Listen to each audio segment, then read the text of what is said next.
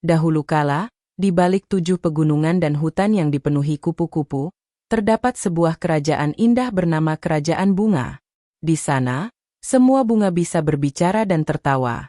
Setiap pagi, bunga mawar bernyanyi, bunga matahari menari, dan angin menghembuskan harum yang membuat siapapun betah tinggal.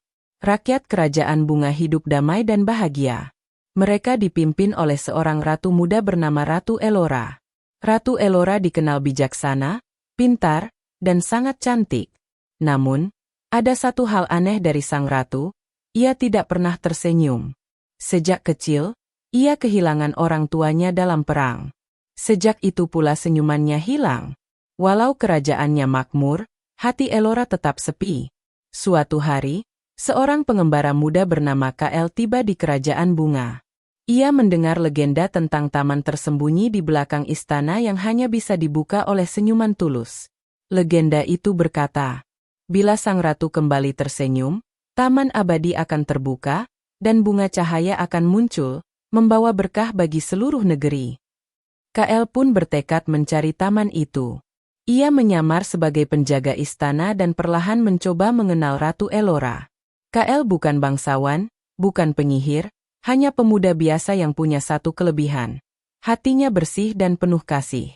Setiap hari, KL melakukan hal-hal lucu.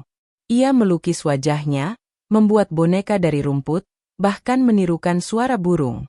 Semua pelayan istana tertawa geli, tapi sang ratu tetap diam. KL lalu mencoba cara lain. Ia mengajak anak-anak yatim desa masuk istana, dan memperlihatkan kegembiraan mereka kepada sang ratu. Ia juga menanam bunga langka berbentuk hati di kebun istana, berharap keindahannya menyentuh hati Ellora. Namun tetap saja, wajah sang ratu tetap dingin. Namun, setiap kali KL pergi, Ellora diam-diam memandangnya dari jendela. Hatinya mulai bergetar.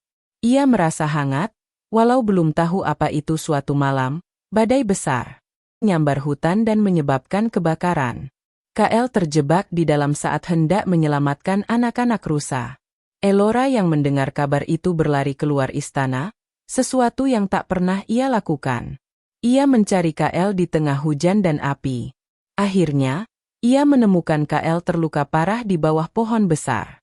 Dengan air mata berlinang, Ellora berkata, "Mengapa kau begitu bodoh mempertaruhkan nyawamu?" KL, wala lima, menjawab, "Karena hidup ini hanya bermakna kalau kita membuat orang lain bahagia, termasuk ratu yang sudah lupa caranya tersenyum." Tiba-tiba, Ellora terdiam. Air matanya jatuh satu persatu, lalu ia tersenyum untuk pertama kalinya. Langit yang gelap berubah terang. Petir berhenti. Awan terbuka, dan cahaya menyinari belakang istana. Sebuah gerbang batu muncul, dipenuhi ukiran bunga. Perlahan, taman rahasia terbuka.